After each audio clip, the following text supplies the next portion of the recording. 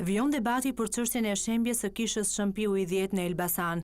Në një deklaratë për media, trashëgimtarët e Qemal Karaosmanit, të cilëve me vendim të gjykatës së lartë në qershor të vitit 2012, ju është njohur e drejta e pronësisë mbi truallin ku është ngritur kisha, deklarojnë se nuk duan prishjen e objektit të kultit fetar. Nuk është në traditën e familjes tonë që të prishim objektet e kultit, përkundrazi, familja e Qemal Karaosmanit, brez mas brezi, ka kontribuar me gjitha format dhe mënyrat për të ndërtuar objekte kulti.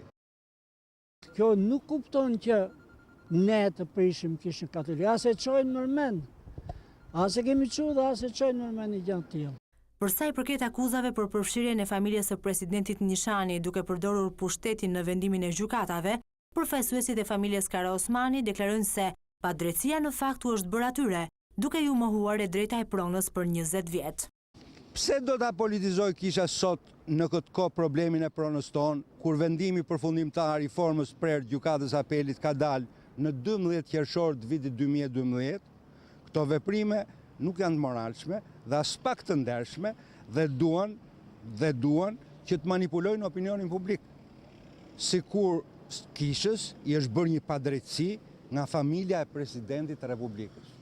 Ata i kanë kërkuar përfaqësuesve të kishës të mos politizojnë çështjen dhe të bien në kontakt me pronarët legjitim të truallit. Sipas ligjit, ose ta marrim me qira një pjesë të tokës apo gjithë të që ka rrethu, varet në bisedën që bëjnë me kishën katolike.